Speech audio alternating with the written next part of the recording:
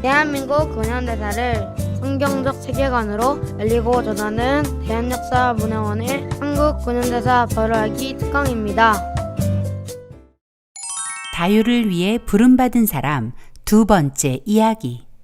이번 시간에는 조선 백성을 자유케 할 인도자로 지명된 이승만을 위한 신병 훈련소이자 도서관이며 대학이 된 한성 감옥으로 안내하겠습니다.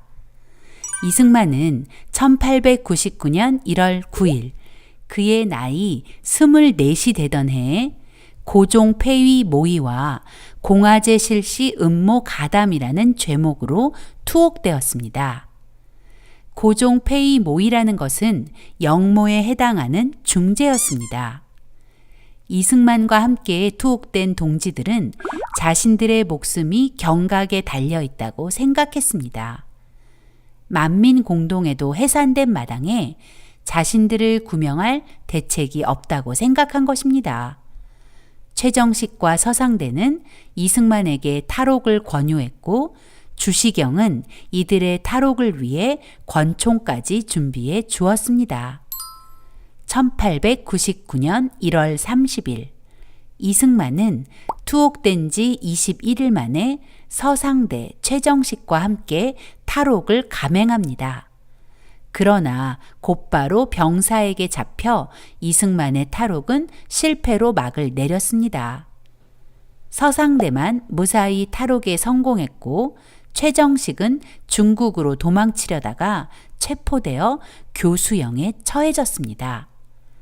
탈옥도 중죄인데 간수에게 총을 쏴 상해를 입혔기 때문입니다.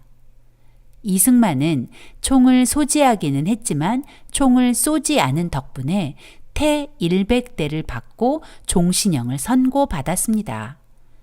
사람의 생각으로는 참 운도 없다라고 생각할 수 있지만 이승만의 투옥과 탈옥 실패는 이승만의 인생의 새로운 출발점이 되었습니다. 이승만이 종신형을 선고받은 후 서울에는 이승만이 곧 사형당할 것이라는 소문이 파다했습니다. 1899년 3월 19일자 황성신문은 그 상황을 이렇게 기록하고 있습니다. 풍설을 들은즉 이 씨가 인류를 면하기 어렵게 되었다.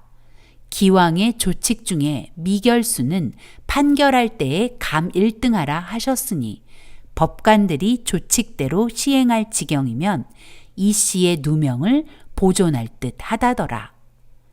이승만이 사형을 당할 것 같은데 판결이 나지 않은 죄수에게는 조금이라도 감형받을 수 있는 기회가 있다는 조항이 있으니 판결하는 사람들이 너그럽게 봐준다면 사형을 면할 가능성이 조금은 있다는 것입니다. 이승만의 아버지는 아들의 사형 소문이 들릴 때마다 아들의 시신을 수습하려 한성 감옥에 왔고 마음을 쓸어내리며 돌아가곤 했습니다. 한성 감옥은 너무나 끔찍한 곳이었습니다. 한마디로 생지옥이었죠. 위생 상태는 엉망이어서 더럽고 악취가 풍겼습니다. 감방은 너무 좁아서 편히 눕는 것은 고사하고 다리를 펴는 것도 힘들 지경이었습니다.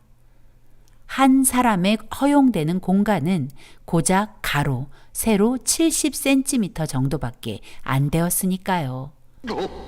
1902년 6월 한성 감옥에 수감되어 약 2년 동안 이승만과 함께 수감 생활을 한 김형섭에 의하면 한성 감옥이 얼마나 비위생적이고 비좁았는지 알 수 있습니다.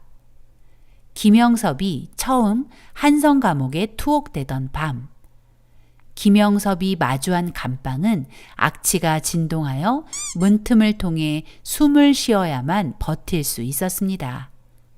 또 아침이 되어 감방 안을 둘러보니 감방 한 칸에 50여 명의 사람들이 진흙 속 뱀장어처럼 벌거벗은 채로 앉아서 잠을 자고 있었다고 합니다.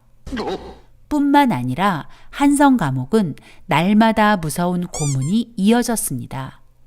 특별히 정치범들에게는 너무나 가혹한 곳이었습니다.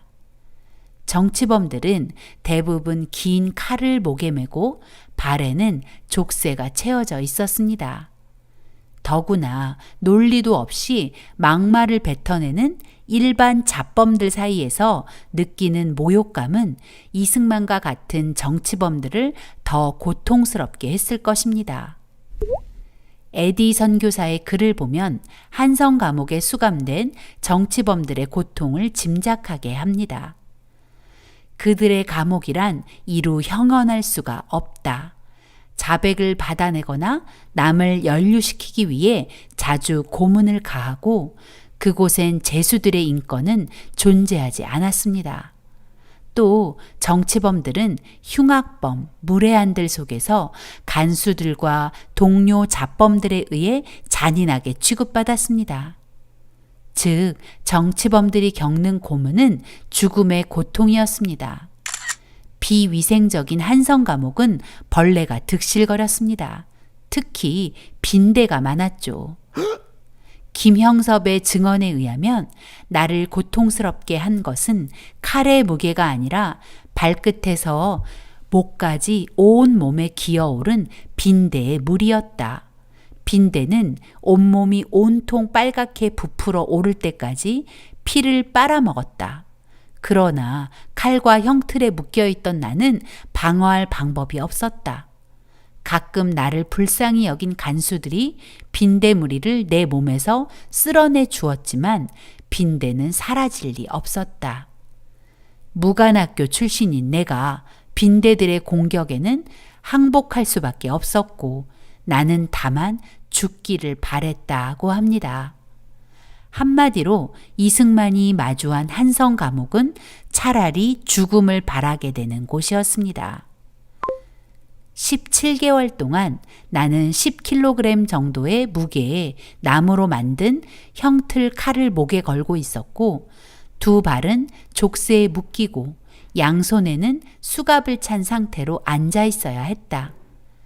다른 죄수들은 여러 차례 몰래 들여 아침 신문에서 내가 밤사이에 처형되었고 내 부친이 내 시신을 찾아가 묻기 위해 감옥소로 왔다는 기사를 눈물로 읽어주곤 했다. 사형 선고를 받은 한 살인자가 나와 같은 나무칼에 묶여 있었다.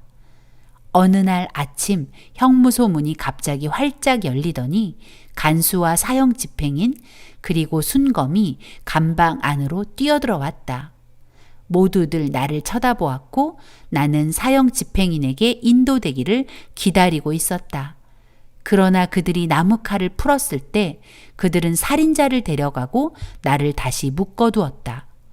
내가 다음 차례일 거야 라고 내 자신에게 말했고 내가 빨리 죽어 이 고통에서 벗어났으면 하고 바랬다. 이승만의 마음은 가난할 대로 가난해졌습니다. 신문과 만민공동회를 통해 조정을 신랄히 비난하던 이승만은 이제 온데간데 없었습니다.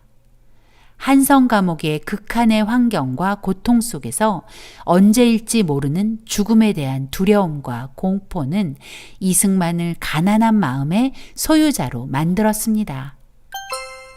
어두운 감옥 속에 가두었을 때 나는 두려워 혼자 이런 생각을 했다. 나는 이 세상에 있는 것이 아니다. 조금만 있으면 다른 세상에 갈 터인데 저 외국 사람들이 나에게 말해준 예수를 믿지 않았기 때문에 그 세상의 감옥에 가 있게 될 것이다. 그때 나는 그들이 말하던 예수를 믿지 않고 있었다. 그런데 내가 어디선가 들었던 말이 떠올랐다.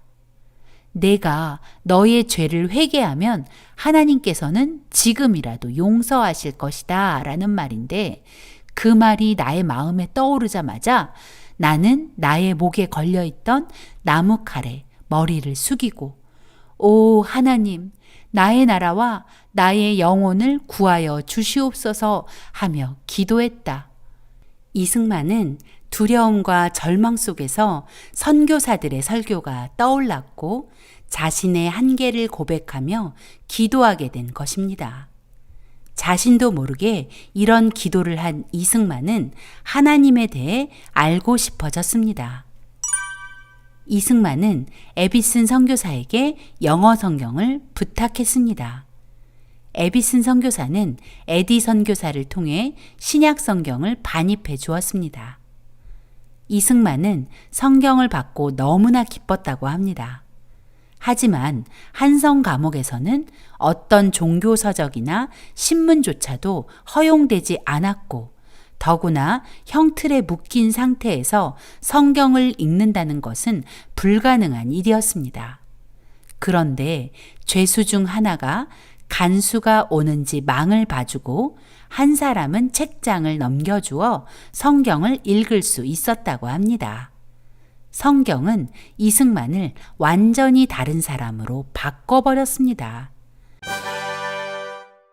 여전히 그는 좁고 더럽고 벌레가 득실거리는 한성 감옥에 있었지만 이제 그의 마음은 더 이상 갇힌 자가 아닌 자유인이었습니다.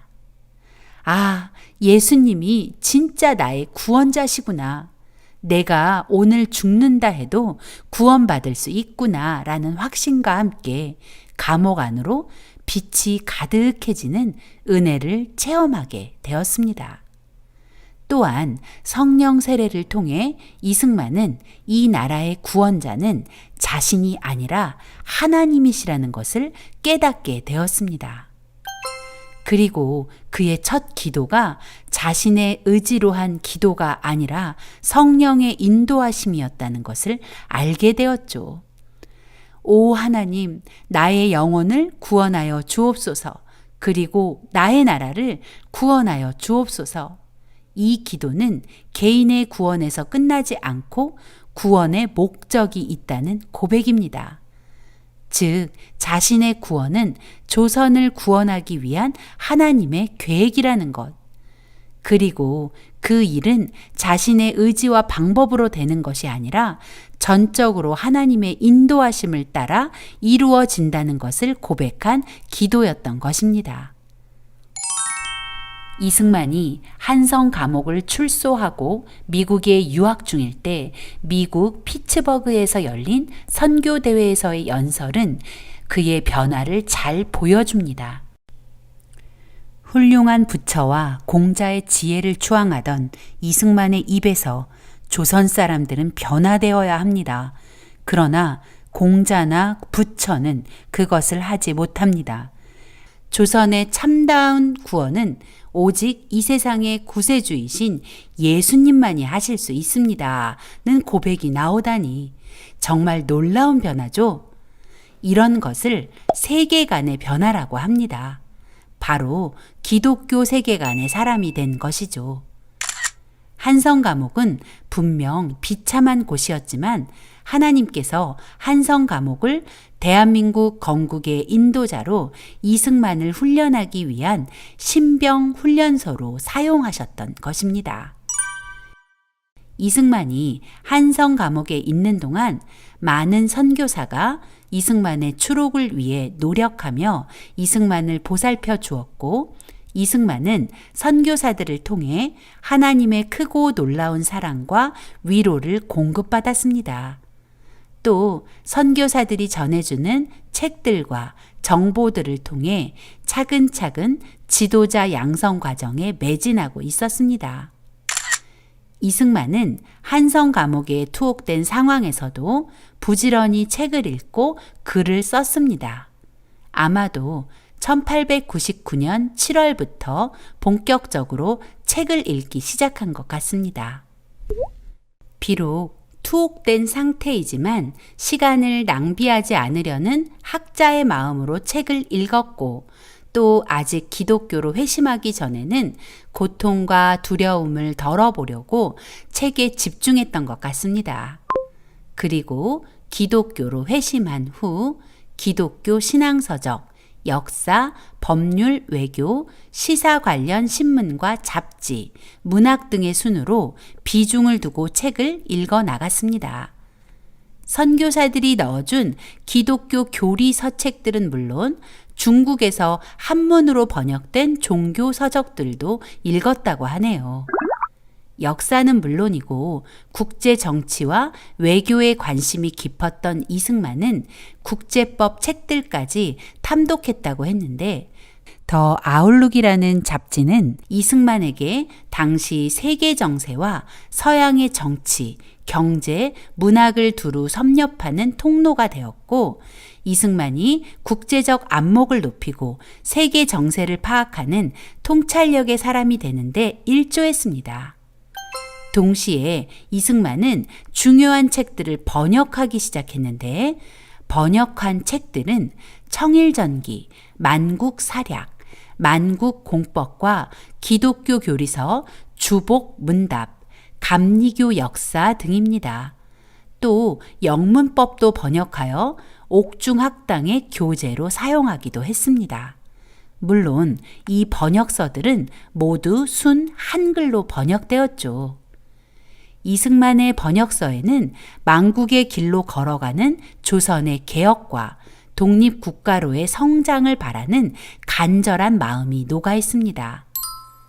또 직접 책을 집필하기도 했는데 한시를 지어 모아놓은 체역집, 한성 감옥 생활의 여러 일들을 기록한 감옥 잡기, 한문산수 산술, 적주 체벽, 그리고 그 유명한 독립정신이죠.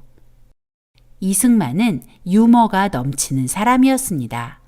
그가 한성 감옥에서 지은 한시 중 하나를 소개해 볼까 합니다. 제목 빈대. 따뜻하면 기운 펴고 차면 오므려 천정으로 바닥으로 오르내리네. 하얀 벽을 돌고 돌아 아롱을 찍고 마루틈을 헐어보면 몰리어 있네. 모기와는 연이 멀어 혼인 안 되고 벼룩이나 이쯤은 겹방살일세. 내 집은 어쩌다 복 많이 받아 배가들 천손자 대를 잇느냐. 왜 그가 빈대라는 시를 지었는지 굳이 설명하지 않아도 아시겠죠?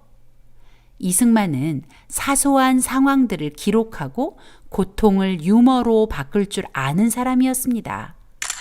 뿐만 아니라 제국신문과 신학월보에 꾸준히 기고하며 망해가는 조선을 깨우려 했습니다. 특히 신학월보에 기고한 두 가지 편벽된과 교회 경략의 핵심 주제인 기독교 입국론은 후일 대한민국 건국의 기본 정신이 되었죠. 또한 이승만은 우리나라 최초로 영안사전 편찬을 시작합니다. 아펜젤러 선교사가 넣어준 웹스터 영어사전과 일영사전을 보며 단어 하나하나를 정리해야 하니 일본어 공부도 저절로 되었다고 합니다. 그러나 그 사전은 A항에서 시작해서 F항 중반에 중단되고 말았습니다. 그 이유는 1904년 2월 러일 전쟁이 발발하자 독립정신을 지필해야 했기 때문이죠. 신흥우는 이승만을 위해 빨간 물감을 몰래 반입시켜주며 이승만이 글을 쓸 수 있도록 도움을 주었고 1900년 2월 한성 감옥에 새 서장으로 부임한 김영선은 이승만이 많은 책을 읽고 글을 집필하도록 보호자가 되어주었습니다. 이런 사실들은 오랜 벗 신흥우의 증언으로 확인할 수 있습니다. 그 당시 감옥은 곡식 창고를 개조한 것이었는데 흙바닥엔 돗자리를 깔았고 겨울엔 난로를 주지 않아 죄수 각자가 이불을 가져다 썼다. 글을 쓸 수 있는 그 무엇이나 책은 일체 못 들여오게 되어 있었지만 간수들은 우리 일을 묵인해 주었다. 우남은 일영사전을 가지고 있었고 아펜젤러와 벙커씨는 잡지 뉴욕 아웃룩과 독립신문을 들여보내 주었다. 죄수들은 일척직경쯤 되는 항아리를 가질 수 있었는데 이승만은 그 항아리를 눕혀놓고 그 속에 몰래 들여온 양초를 켜놓고 공부를 하곤 했다. 간수들이 올 때는 항아리를 벽 쪽으로 돌려놓으면 불이 보이지 않았다. 이승만은 그러면서 영어를 공부했다. 미국 잡지들이 그의 교과서였다. 그는 붉은 물감을 몰래 들여와 잉크를 만들어 낡은 잡지에 붓 글쓰기 연습도 하였다.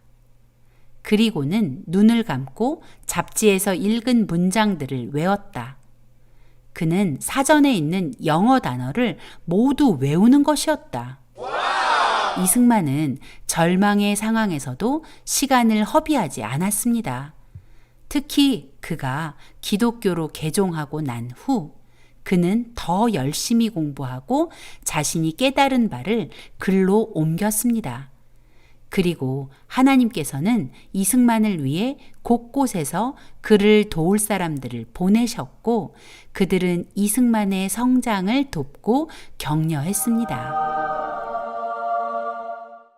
조선의 개혁을 위해 투사처럼 달려가던 이승만.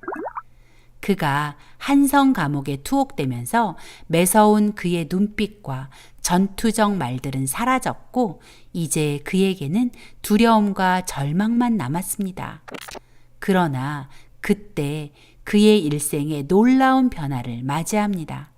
바로 기독교로의 개종입니다. 한성 감옥은 절망의 장소가 아니라 이승만을 위한 신병 훈련소, 대학, 그리고 도서관이었습니다.